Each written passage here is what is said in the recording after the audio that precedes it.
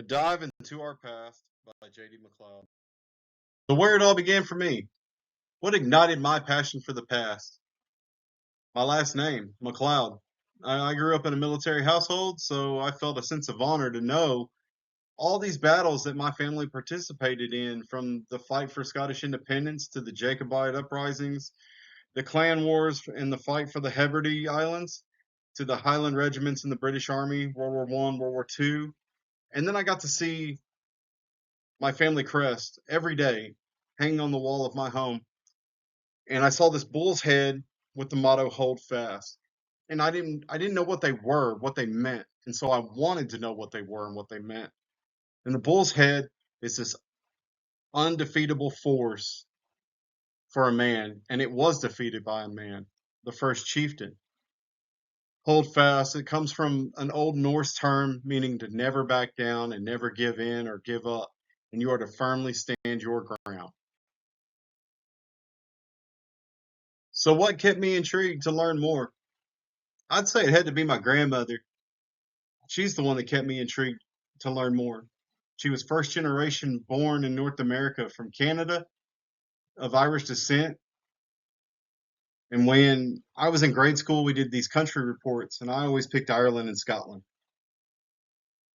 She would always make sure that for these country reports, when I had to dress in the regalia of those people, or I had to bring the food of those people, or that I had to speak the language of those people, that I pronounced things right, that I dressed properly, and that I brought the right food. And it wasn't going to be store bought. She made it by hand. So when I had to dress in the role of it, I would wear the bonnet and the filet mort and the brogan and the sporen. And the bonnet is the bonnet, and the filet mort is the great kilt, while the brogan are the shoes.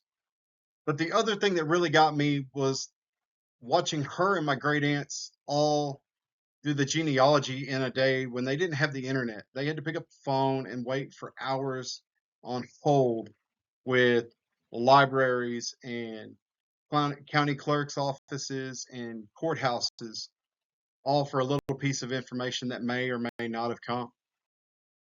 Why are people looking into their past? Why now? I feel it has to do with media.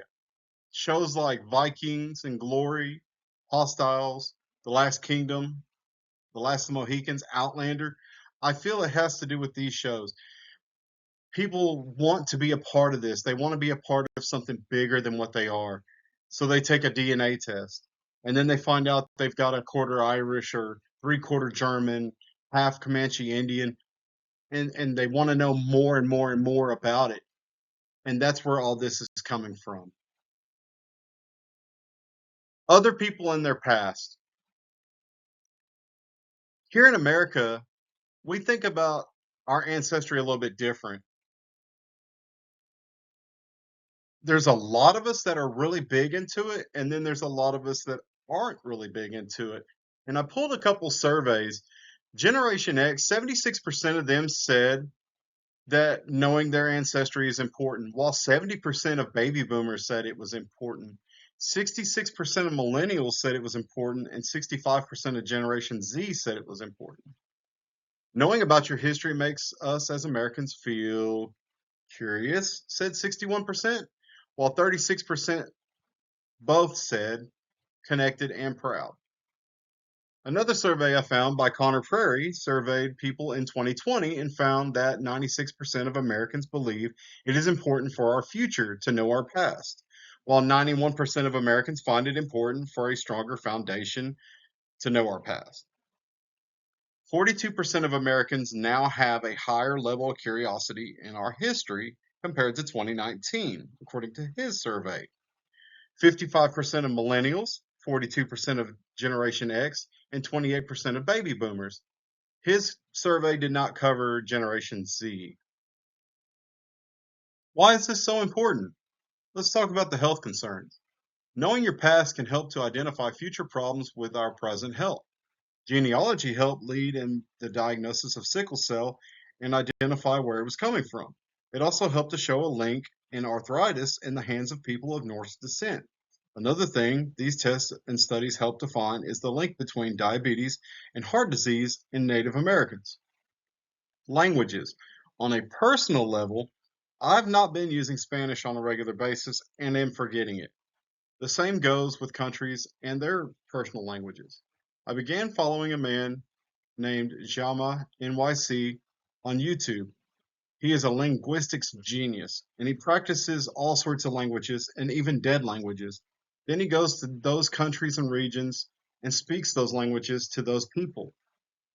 And he's an inspiration to young generations to learn those languages. And I've watched him go to Canada and Alaska and talk to those Inuit tribes up there who their languages are dying. And he brought the elder women to tears because they were so excited to see an outsider come in and speak their language.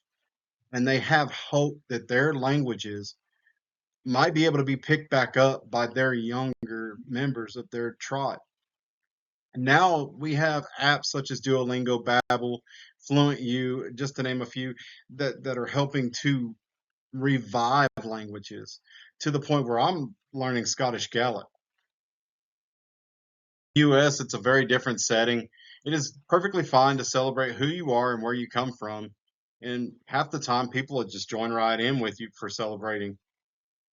On St. Patty's Day, we're all Irish, right? I feel that knowing our history and bringing forth our traditions is not only what makes us unique, but it's also the very thread that binds us as Americans. Many traditions here in America come from other countries, such as the jack o' lantern and Halloween. That was brought here from Scottish immigrants. Oktoberfest from Germany, Cinco de Mayo from Mexico. Fireworks on New Year's come from China. Mardi Gras, that came from Catholic countries, more so from France, and that's why we see it along the Gulf Coast where the French settlers came in, like Louisiana, Alabama, Mississippi. Final thoughts. For the longest time, we've always heard that America is the melting pot of the world. I've traveled the globe and have witnessed this diversity firsthand. Doing this research, I found another term that backs the goal of my speech even better, and that is the salad bowl.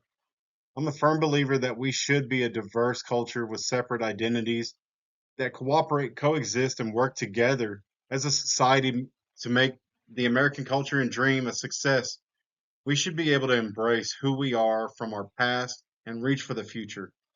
When we understand and study the past, we can help each other in our own special ways and prevent failures in the future.